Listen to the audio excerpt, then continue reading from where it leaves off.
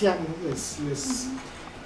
esta vez esta idea de hablar, porque es un tema que está hoy muy en boga en la medicina en general, no solo en la parte de medicinas del sistema nervioso, que se le ha llamado medicina de precisión, ¿no? Se le llama medicina de precisión o farmacogenómica, ¿no? Y que la idea un poco de esto es qué tanto con pruebas de laboratorio uno puede predecir a qué medicamentos uno va a responder o va a tener mejor tolerancia, ¿no? En términos generales, ¿no? Y puede ir desde un analgésico, desde un antibiótico, un anestésico y pues cualquier medicamento antidepresivo, ¿no? O los medicamentos se usan para el TOC, ¿no? Entonces, y se están cada vez reuniendo más y más información en relación a este tipo de pruebas, ¿no? Ya empezaron a salir algunas pruebas comerciales, ahorita les voy a platicar al respecto.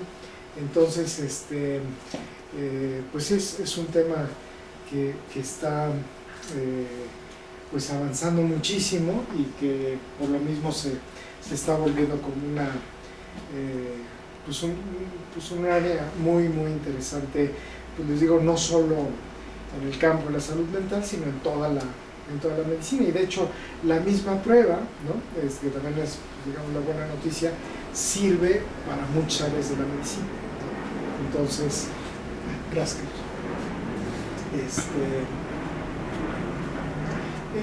Bueno, aquí nada más es como una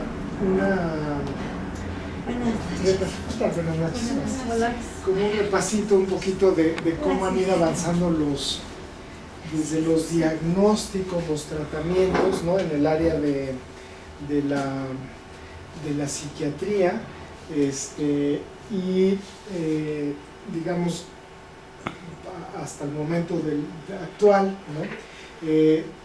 La psiquiatría pues es un área en la medicina relativamente joven, ¿no?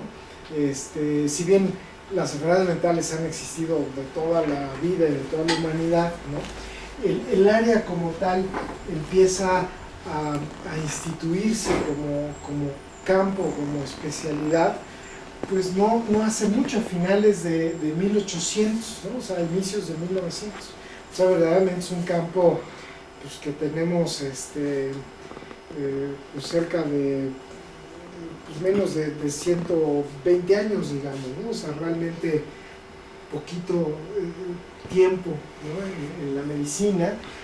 Las primeras gentes que lo empiezan a estudiar formalmente con las clasificaciones, o sea, empezar a entender como que grupos de personas que tienen los mismos síntomas y signos, pues mucho de la medicina se da con la primera oleada de medicina científica, se da en Alemania. Entonces lo veo para la psiquiatría, uno de los padres así como de la psiquiatría científica es Kraepelin y Bleuler, ¿no? Que son los primeros que empiezan a clasificar y a darle nombre a las enfermedades de hoy en día, como la esquizofrenia, el autismo, Alzheimer, ¿no? Pues que era Alois Alzheimer, fue el que identifica estas alteraciones en los cerebros de personas que empiezan a tener como todas estas fallas de memoria, y por eso se le da la enfermedad de Alzheimer por el patólogo, ¿no? Un neurólogo que era Charcot, que en Francia, que estudiaba un tipo de enfermedad que era muy común, que producía como por eventos emocionales, y que en ese entonces había reacciones, bueno, un área que le interesaba que había, por ejemplo, que generaba o ceguera o reacciones de desmayo, muchas veces sobre todo en mujeres en ese entonces, a inicios de 1900, y que le había llamado él histeria, ¿no? Precisamente porque se presentaba sobre todo en mujeres. Histeria viene de histeron, que es útero, ¿no? Entonces, como era una enfermedad que él asociaba principalmente a la mujer, por eso le puso algo que provenía del útero, ¿no? De ahí viene histeria. Y este neurólogo que lo estudia, este fenómeno como de los desvanecimientos en la mujer, que era Charcot, uno de sus neurólogos interesados en este fenómeno, fue Freud, ¿no?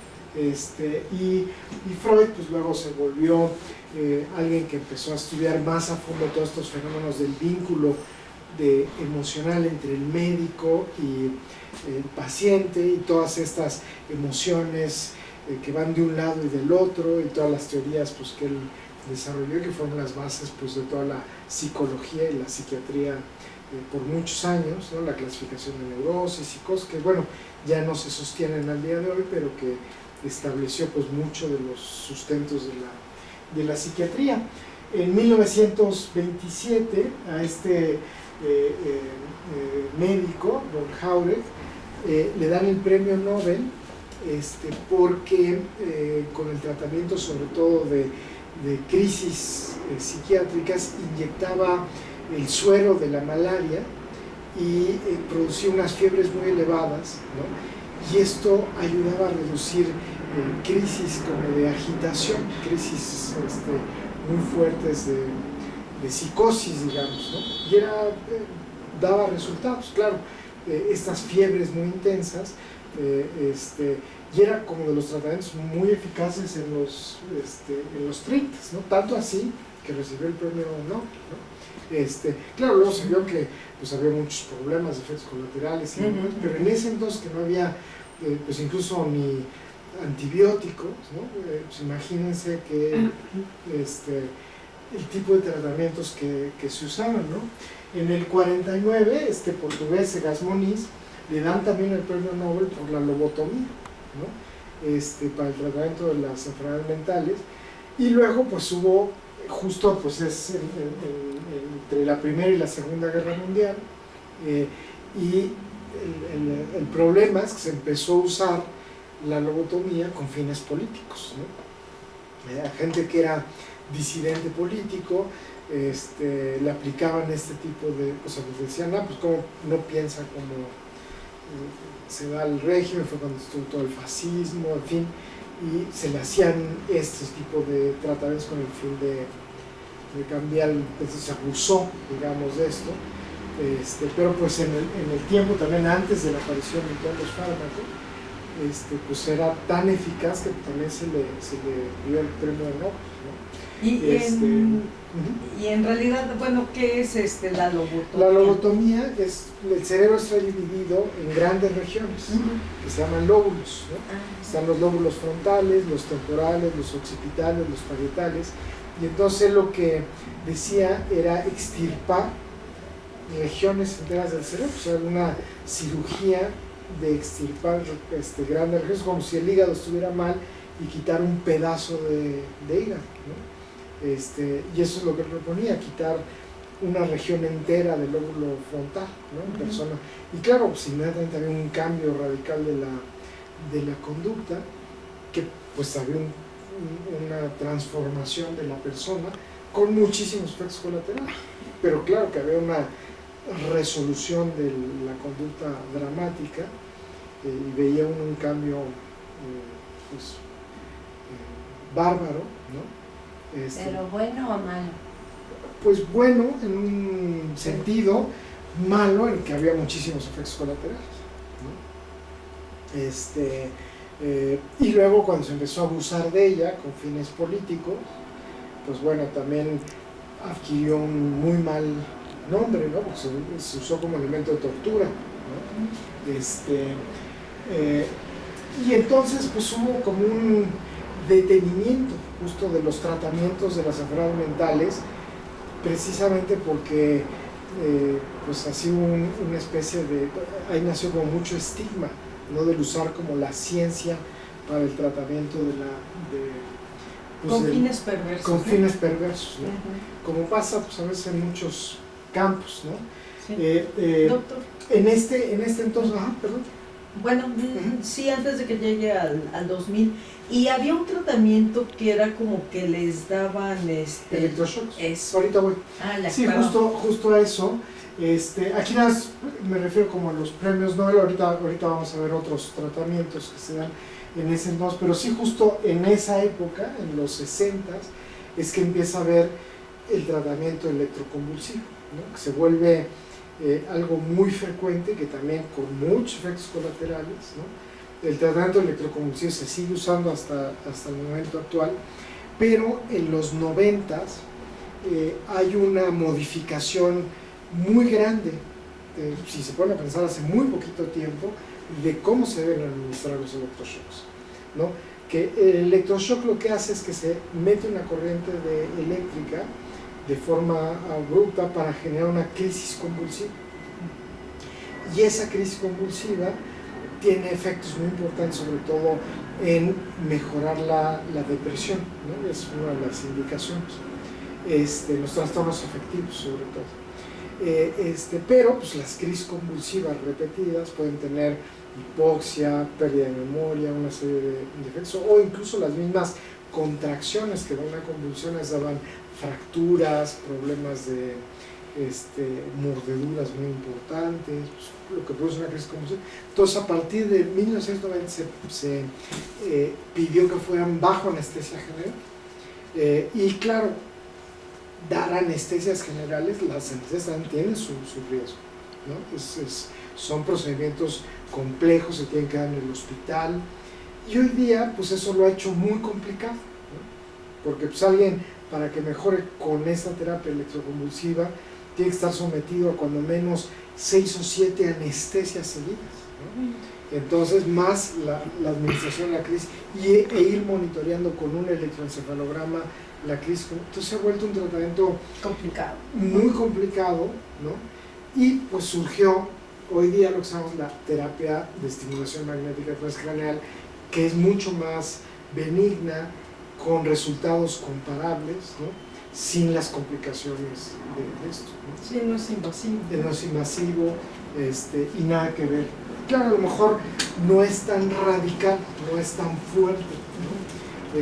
Pero muchísimo mejor tolerado. Entonces eso vino a sustituir un poco estas intervenciones. Y pasan pues casi 50 años hasta que no haya otro premio Nobel en el área de la salud mental, que se lo dan al doctor Kandel,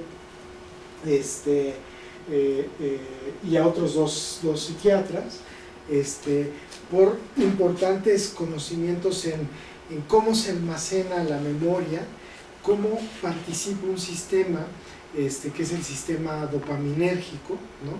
Que es el que tiene que ver con pues mucho de las emociones positivas, digamos, ¿no? en el cerebro, y pues es uno de los premios muy importantes en el campo de la psiquiatría.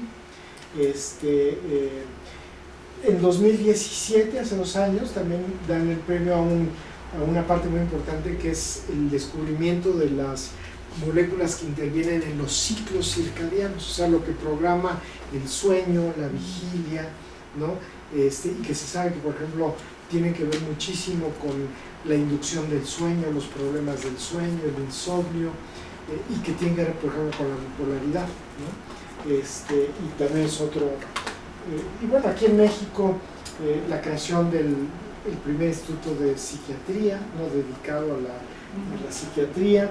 Hay grandes instituciones también dedicadas a la salud mental, casi todas ellas en Estados Unidos, en Europa, que tienen grandes inversiones, tanto económicas como de espacio físico, y que están haciendo mucha investigación en este campo, sobre todo para entender la enfermedad mental y desarrollar nuevos tratamientos, ¿no? En cuanto a los tratamientos, pues uno de los grandes retos es tener cómo diagnosticar la enfermedad mental y 2, descubrir tratamientos más eficaces y más precisos, ¿no? Eso siempre ha sido así como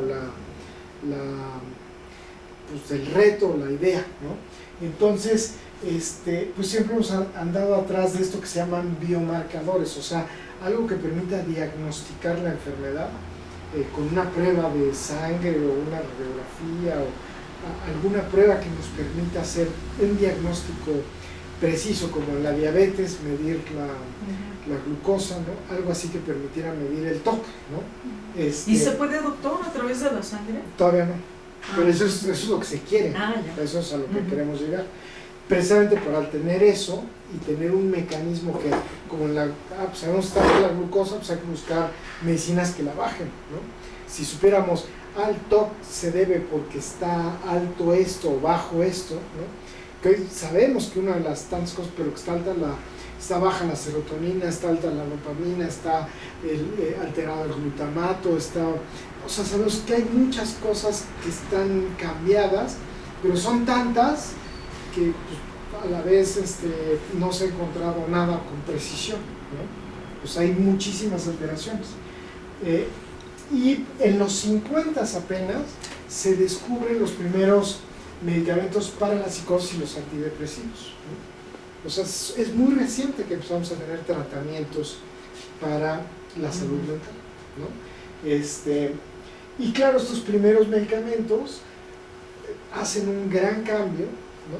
Pero son medicamentos que tienen o sea, buena eficacia, pero muchos efectos colaterales, ¿no? Problemas cardiovasculares, problemas en el aparato digestivo. Casi todos los nuevos medicamentos no han superado en eficacia a los de los 50.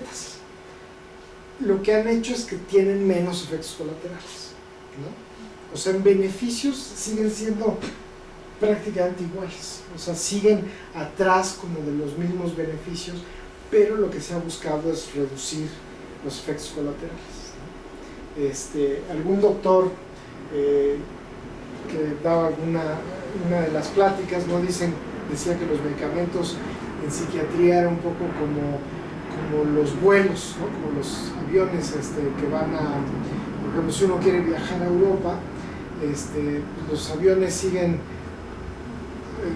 como hace 50 años, ¿no? Siguen tomando 11 horas de vuelo, o sea, siguen tardando lo mismo. Claro, hoy va uno muchísimo más cómodo, ¿no? Hoy uno se puede acostar y va uno muchísimo más, claro, si lo pagan, ¿no? Y es más costoso, pero va uno más cómodo que hace 50 años, ¿no? Con los medicamentos pasa un poco igual, ¿no? Hoy tolera uno mejor, los medicamentos son menos agresivos, pero igual no son más eficaces, ¿no? Estamos como en las mismas, ¿no? Ha habido avances, por ejemplo, en los 70s, que empezó con este sistema de clasificación, que es los que se llaman los manuales, los DSM, que es lo que clasifica las enfermedades. Ha aumentado lo que se llama la confiabilidad de los diagnósticos, o sea, se ha puesto de acuerdo la comunidad de la salud mental en llamar trastorno obsesivo compulsivo con los mismos síntomas y signos, o esquizofrenia con los mismos síntomas y signos, trastorno bipolar, y más o menos el diagnóstico se han hecho universal, ¿no? Entonces, la confiabilidad diagnóstica ha sido mucho mayor en el mundo, ¿no? Como que se ha universalizado esto.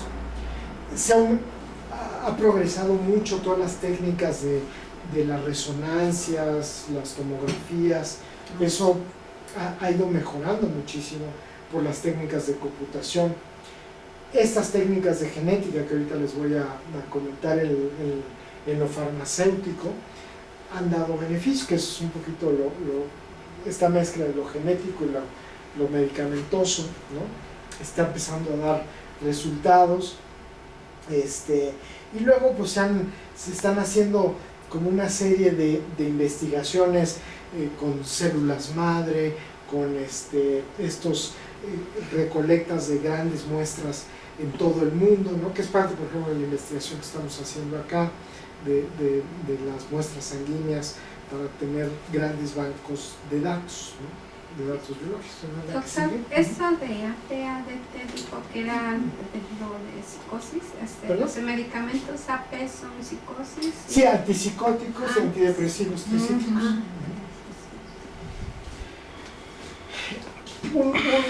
Eso está interesante. Un medicamento, ¿no? Digamos aquí, y esto es importante, los fármacos, ¿no? Y que hay mucha confusión. ¿A qué le llamamos fármaco? La traducción de fármaco en inglés es drug, ¿no? Y luego cuando regresamos esa traducción al español de drug, lo pasamos, son las drogas, ¿no? Entonces, y drogas, que realmente la traducción sería fármaco, ¿no? Casi siempre cuando hablamos de drogas, le damos una connotación de ilegal, ¿no? Pero realmente drug es fármaco, ¿no? En la farmacia, una farmacia en inglés es drugstore, tienda de drogas, tienda de fármacos, ¿no? Entonces, sería farmacia, ¿no? No es que vendan droga, ¿no? O sea, como sería como una tienda de algo ilícito, digamos, ¿no? Ilegal, sí. Es una tienda, una farmacia, ¿no? Y claro, también incluye, o sea, hablaríamos de fármacos legales e ilegales, ¿no? Y fármacos que tienen dentro de los legales, pues están los fármacos, digamos, de uso médico y los que son no de uso médico, ¿no? Por ejemplo, la nicotina es un fármaco que está en el cigarro y que es de uso recreativo, ¿sí? Pero que tiene daños a la salud, ¿no? Que hoy que está tan de moda también toda la parte de la cannabis y de la marihuana y demás, pues es un poco esta misma historia, ¿no? ¿Y qué es lo que ha pasado con el tabaco, ¿no? La mitad de los cigarros que se consumen, los consumen personas con trastornos mentales, ¿no? Y muchas de las personas que están en programas de adicción fuman, o sea, no se pueden quitar todas las adicciones y se mantienen atrapados a la adicción de fumar, ¿no? Entonces, la adicción a los fármacos son problemas muy complicados en la salud mental, ¿no? Señora que sigue. Uno de los puntos muy importantes con estos fármacos de uso recreativo, con los fármacos que usamos para el tratamiento de las enfermedades y luego los fármacos ilegales, ¿no? O sea, lo que serían las drogas, ¿no? Es que están, o sea, que es como para que los tengan todos en el mismo concepto, ¿no? O sea, tenemos el tabaco, que sería un fármaco legal de uso recreativo, igual que la cafeína o el té, ¿no? Tendríamos los fármacos medicinales, como pues, el acetaminofén, y los medicamentos propiamente, ¿no? Los medicamentos que usamos en el ámbito de la salud mental, ¿no? Y luego los fármacos de abuso de acción psicotrópica, ¿no? Que ya serían la cocaína, la heroína, etc., ¿no? Señora, ¿sí? Oiga, doctor, ¿y los test que dicen que no tienen cafeína realmente o no es cierto? Pueden tener menos, ¿no? Pero ahí dice sí. Hay algunos que sí pueden ser completamente frutales, pero tienen una sustancia muy parecida, que es la teofilina, que son muy, muy parecidos, ¿no? Y muchas de las sustancias adictivas, o sea, de los fármacos adictivos, una de las características es que activan lo que se llama el sistema dopaminérgico. Esta es una radiografía que hace que cualquier fármaco que sea adictivo prende este sistema dopaminérgico. Los fármacos que no son adictivos no lo encienden, ¿no? Entonces, eso se ha podido ver con estas técnicas que se llama de tomografía por positrones, ¿no? Si me da la que sigue. ¿Y eso rojo es que lo activan? ¿No? Es que lo activan, Ah. es que lo activan. Entonces, por ejemplo, la cocaína, la metanfetamina, el alcohol, todos encienden ese sistema, ¿no? Y por ejemplo, ya las gentes son adictas, cada vez lo encienden menos, ¿no? Porque ya están más acostumbrados, ¿no? Entonces, es una de las que se llaman los receptores a dopamina, ¿no? Se me da la que sigue. Hoy día, por ejemplo, estamos haciendo estudios para tener como un gran banco de datos, que lo hicimos con la Encuesta Nacional de las Adicciones, ¿verdad? La que sigue, y queremos tener datos genómicos, ¿no? de justo de la población general, que es un poquito el banco de referencia que estamos tratando de tener, ¿no? Sería la que sigue para tener, hicimos estos interrogatorios de trastornos psiquiátricos, trastornos por adicciones, y datos genéticos en esta encuesta, y pues justo para tener un banco de datos nacional, ¿no? Si me dan la siguiente, que les tomamos pues como en esto una muestra de ADN a nivel nacional, ¿no? Si me dan la que sigue. Sí, Y ahorita les voy a decir, sí, exacto. Aquí en el...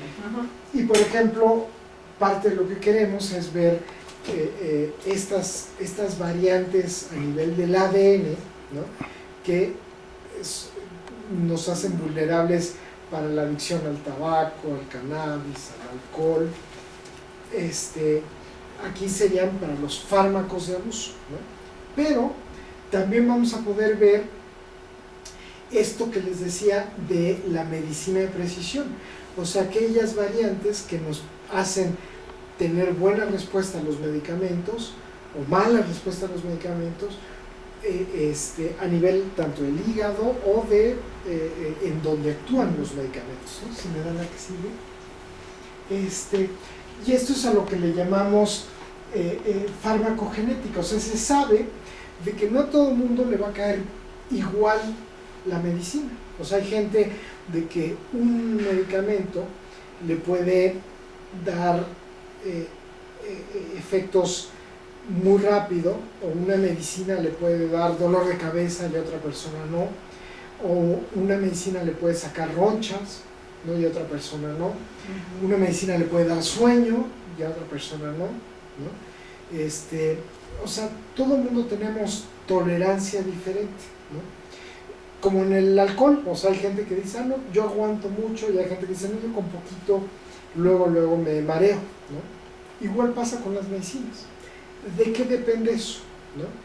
Justo pues, tenemos diferentes formas de procesar la medicina. Ahorita hablábamos de cómo es el procesamiento de cualquier fármaco o de cualquier alimento que ingerimos, ¿no? Pero en concreto las medicinas pasan por el aparato digestivo o inyectadas, ¿no? O en la vena, se procesan en parte por la parte digestiva, y de ahí todas pasan al hígado, ¿sí? En el hígado hace una primera preparación de los medicamentos, ¿no? Y los descompone, los empieza a preparar para que pasen a absorberse, y los deja como desarmados, digamos, ¿no? Y pero en esa primera separación que hace el hígado, como que el hígado los clasifica, ¿no? Y en esa clasificación de medicinas, ¿no? que hace el hígado, a veces como que tiene mejor capacidad de clasificar o de tolerar o de carga de trabajo el hígado, para algunos medicamentos que para otros, ¿no? Ese sistema de clasificación del hígado lo hace a través de unos enzimas, ¿no? Que son sistema clasificatorio que se llaman citocromos, si me da la que sigue, y que es el primer paso, ¿no?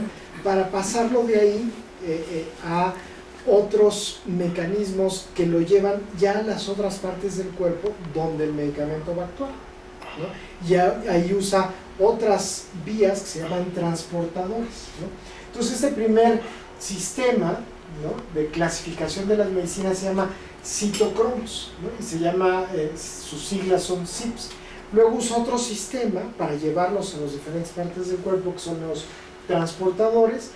Y luego, por ejemplo, en el caso de los medicamentos del cerebro, del sistema nervioso, actúan en el sitio que tienen que actuar. Por ejemplo, se actúan en la serotonina, en las neuronas que tienen sitios de serotonina que les llamamos receptores, ¿no?, como si fuera una cerradura y llegan, y digamos la chapa sería el receptor, ¿no? Entonces llega el medicamento y abre o no abre la chapa, ¿no?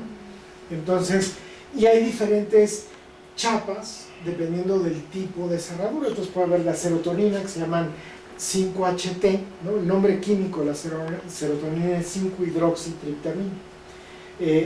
Hay dopamina, y aquí es DR porque es dopamine receptor, ¿no?, de receptor a dopamina. Glutamato, que es el receptor a glutamato. Receptor a adrenalina, que es AD, ¿no? O sea, hay muchos receptores, dependiendo de qué, ¿no? Y fueron cualquier sustancia metabolizada por el hígado, transportada en la sangre y llegan al cerebro acá, ¿no? Y de todos estos vamos a tener diferentes tipos que heredamos, o sea que cada quien tenemos constitutivamente diferentes formas de procesarlo en el hígado, en el transporte o en el cerebro, ¿no? O sea, podemos tener formas distintas acá, o formas distintas acá, o formas distintas acá, ¿sí?, que están dadas genéticamente. Entonces, podemos tener como la suerte de que tenemos aquí la forma más fuerte, la forma más fuerte y la forma más fuerte, ¿no? Entonces, así un medicamento nos da la primera dosis y nos cae muy bien, lo absorbemos muy bien y no nos da ningún efecto colateral, ¿no? Pero nos puede pasar exactamente al revés, que tenemos la forma más débil acá, acá y acá, y entonces con una pequeña dosis nos da efectos colaterales, nos saca ronchas y nos cae muy pesado, ¿no? ¿Y cómo saber, no? Habitualmente dicen, no, pues este doctor tiene muy buen tino pero realmente es tino, es completamente al azar, porque no hay manera que el médico sepa pues, cómo está el hígado, cómo, es así un poquito, pues suerte, ¿no? Es al azar. ¿Cómo hacer que eso no sea al azar y sea con conocimiento? Esa es la idea de estas pruebas, ¿no? Por eso se llama medicina de precisión, el que podamos hacer una prueba para conocer las variedades de lo que tenemos, ¿no? ¿Se me da la que sigue?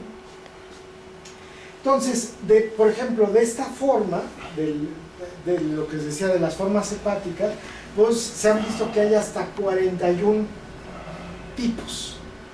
De esta otra hay hasta 20. Esta es la que casi procesa todos los antidepresivos. Esta es la que procesa la nicotina, por ejemplo, ¿no? Luego, por ejemplo, de aquí de las que están en el cerebro, ¿no?, estas que procesan los antidepresivos, aquí hay 2 variedades, aquí hay 3 variedades, ¿no? O sea, hay muchos, o sea, de cada una de ellas empieza a haber como muchas combinaciones a nivel de hígado, de cerebro, de transporte. Entonces empiezan a ser como, pues ya complejos la prueba y la interpretación de la prueba, ¿no? Si me da la que sigue. Y por ejemplo se han identificado, de acuerdo a eso, lo que le llaman metabolizadores extensos, intermedios, pobres o ultra rápidos. Estos dos son los más importantes. Los metabolizadores pobres, ¿no?, son aquellas personas que van a necesitar más dosis de un medicamento para tener el efecto deseado, ¿no? O sea que, por ejemplo, si a alguien le dan 20 miligramos de fluoxetina, o sea, no le causa mayor efecto porque lo metaboliza muy despacito, pero tampoco le da el beneficio, ¿no? Entonces va uno a tener que subir a 40 o a 60 o a 80 miligramos para llegar a que le dé beneficio, porque es un metabolizador pobre, ¿no? Un metabolizador ultra rápido le da uno 20 y es como si lo estuviera intoxicando, le da todos los efectos, le da náusea, le da dolor de cabeza, se siente muy mal. Dice, pero ¿cómo? Si es una dosis, sí, pero tiene esta variedad de ser ultra rápido, o sea, lo procesó rapidísimo y se siente muy mal, ¿no? Las gentes, por ejemplo, que tienen esto que le llaman alergia a la anestesia, o que les dan la dosis de anestesia y tienen una reacción fatal, ¿no? Generalmente son metabolizadores ultra rápidos, y que con una dosis muy bajita de anestesia tienen una reacción fatal, ¿no? Y no hay manera de saber, son rarísimos los casos, ¿no?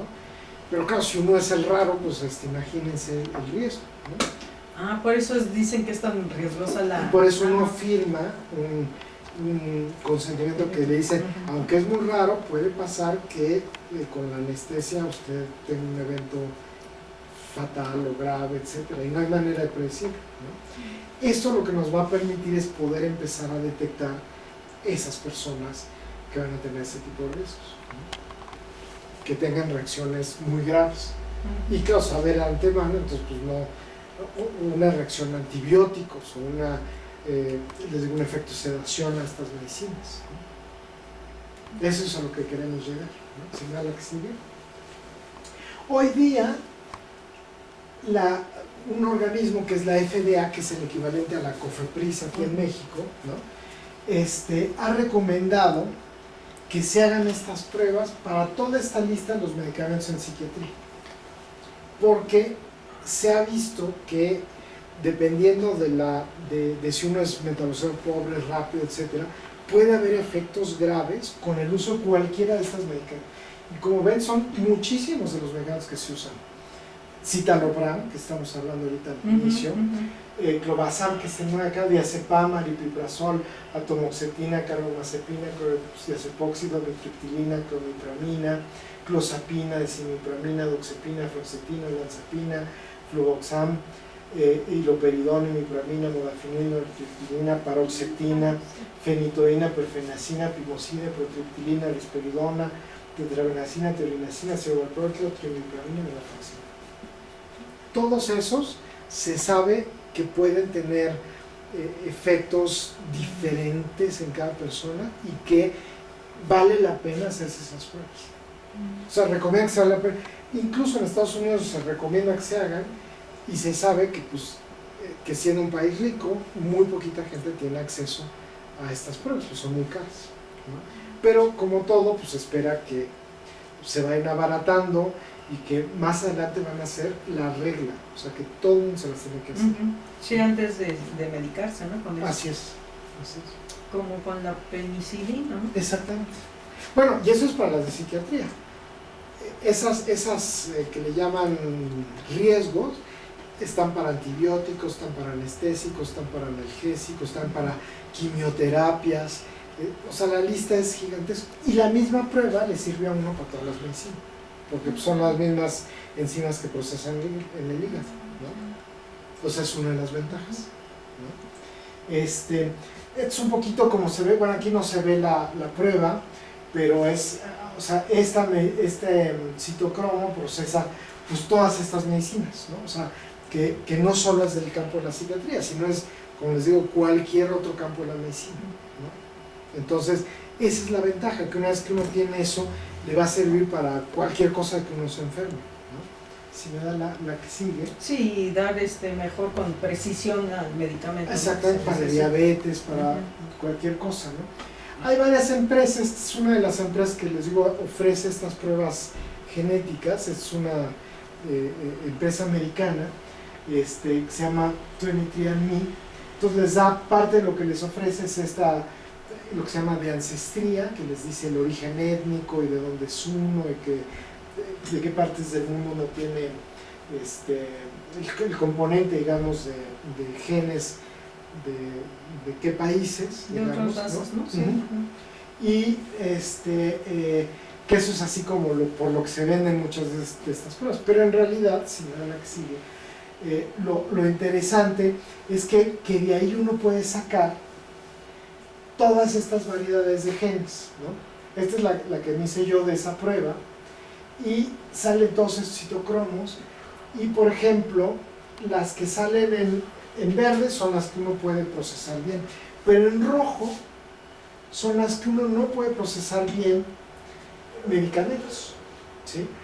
O sea, este 2 de 6, este 2 de 6, ¿no? Este 1B1, ¿no? Y luego de ahí uno tiene que ver, bueno, estos que yo no puedo procesar, o sea, aquí me salieron 3 variantes que yo no puedo procesar medicinas. Entonces tengo que ver qué medicamentos de estos son los que no puedo procesar.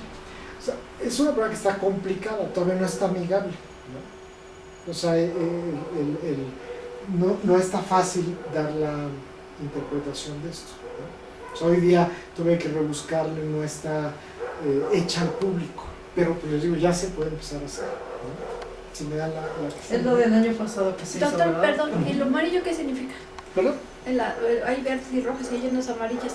Las amarillas son que es uno, o sea, que las procesa con dificultad. Ah, ya. Que las procesa con dificultad. Y bueno, esto se está haciendo en todas las poblaciones del mundo, ¿no? Para encontrar nuevas variedades, porque son las conocidas, pero aparte hay nuevas que se están descubriendo día con día, ¿no? Si mira la que sigue. En ese sentido, por ejemplo, en donde más se ha aventajado esto es en cáncer, ¿no? Se han encontrado, por ejemplo, para cáncer de pulmón en Latinoamérica, que hay muchas de estas variedades que son importantes para la respuesta a la quimioterapia, ¿no? Que hay algunas variedades que responden mejor a ciertos medicamentos o que tienen peores efectos y que varían de país a país. O sea, hay países que si tienen más componente indígena, la respuesta es peor para ciertos medicamentos o mejor para otros, ¿no? Si me da la que sigue.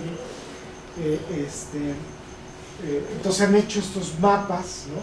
de respuesta y que les digo varía. Por ejemplo, Argentina tiene un componente más europeo que por ejemplo México o que Ecuador, ¿no? Donde tenemos una mezcla indígena mucho mayor, que ahí entonces la variedad de genes cambia o de respuesta cambia y puede cambiar la respuesta a los medicamentos, ¿no? Entonces a lo mejor el cuadro básico que se recomendaría en Argentina va a ser muy diferente al que se recomienda en Brasil o al que se va a recomendar en México, ¿no?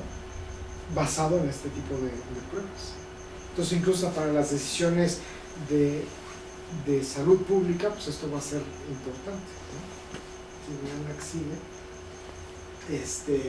Luego están haciendo redes latinoamericanas, ¿no? Se me da la que sigue para hacer esto, basados un poquito en la ancestría, ¿no? Se me da la que sigue. Que es el componente latinoamericano, que hay muy poquita sangre africana y somos mezcla de europeos y la sangre de indígenas latinoamericanos, ¿no?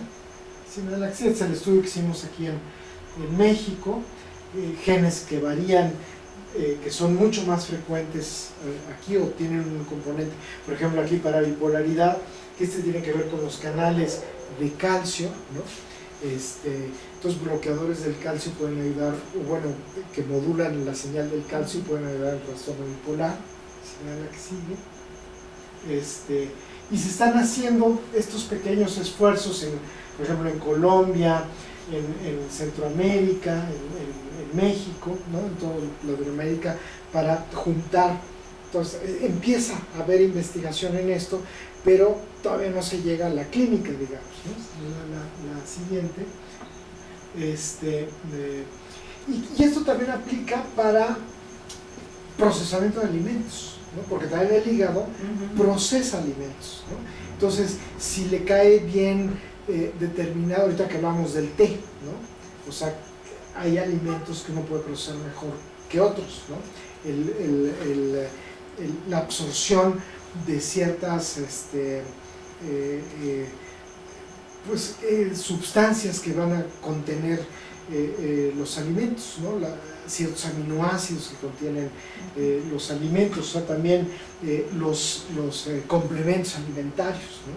Que a veces pensamos son muy inocuos, pero pues también algunos podemos tener los complementos que a veces pensamos, pues estos no hacen nada porque son vitaminas, pero a veces uno puede tener una de estas variedades y reaccionar, tener una reacción alérgica a unos complementos, suplementos vitamínicos y tener una reacción fatal, ¿no?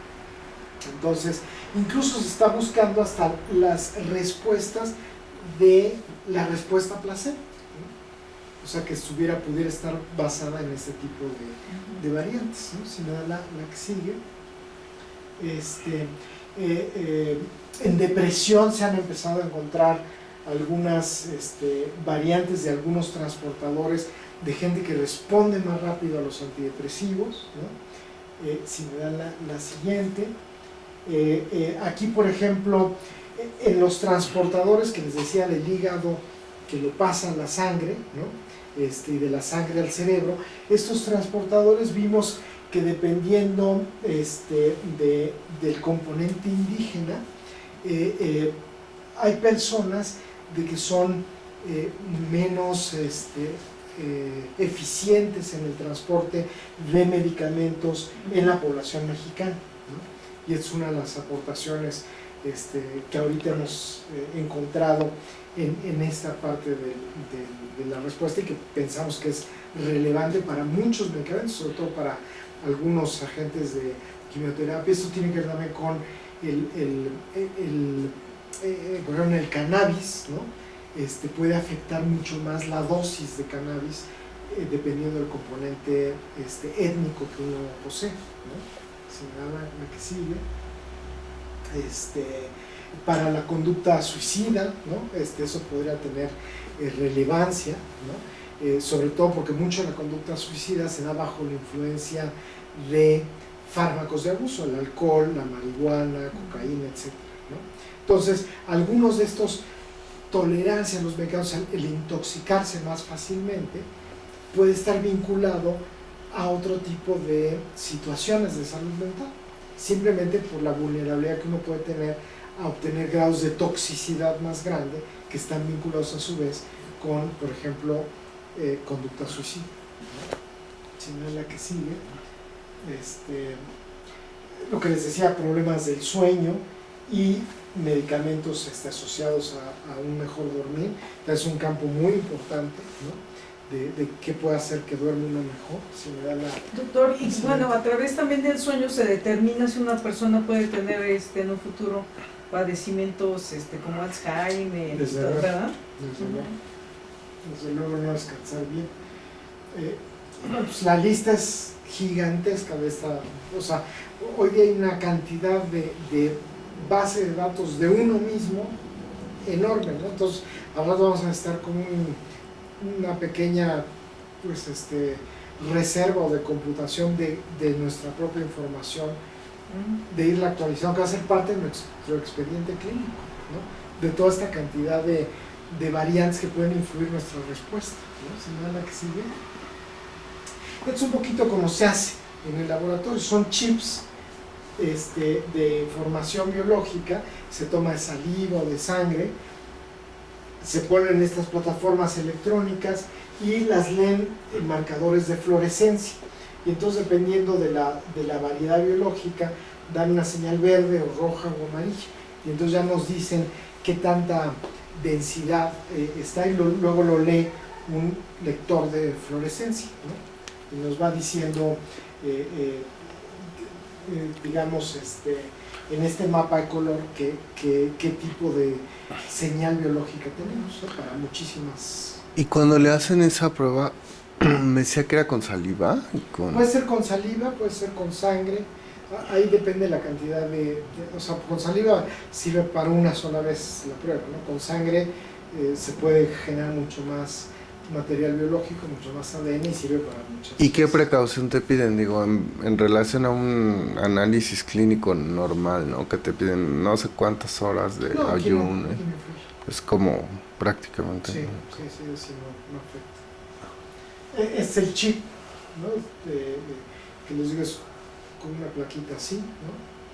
Y pues tiene, sale más de 240,000 de estas señales, digamos, ¿no?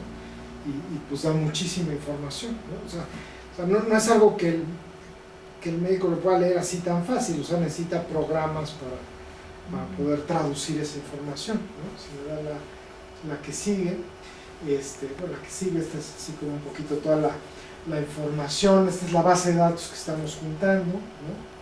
De diferentes personas con enfermedades, ¿no? Esta es la información que les decía, que da diferentes patrones de color y se hace la lectura, ¿no? Si me da la que sigue.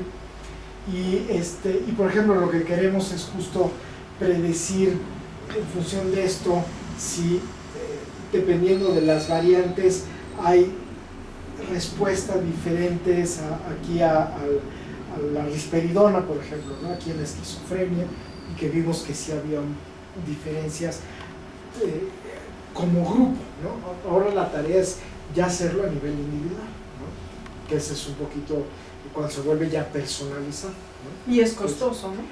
Sí, por el tiempo de lectura, la plataforma, en fin, ¿no? Si me da la que sigue, y claro, se están haciendo, se pueden complementar con muchas otras lecturas, ¿no? No solo a nivel de genotipificación, sino de pruebas de orina, pruebas de otros tejidos, con la información incluso de esto de las imágenes de radiología. No sé no sé qué tanto pueda saber usted, pero estas pruebas que se hacen de tamiz cuando nacen los niños, no las hacen por supuesto que de esta manera, pero más o menos así de lo que dice de que hay diferentes pruebas, ¿esas las hacen con sangre o con...? No, bueno, sí las hacen con una gotita de sangre, pero ahí es para identificar,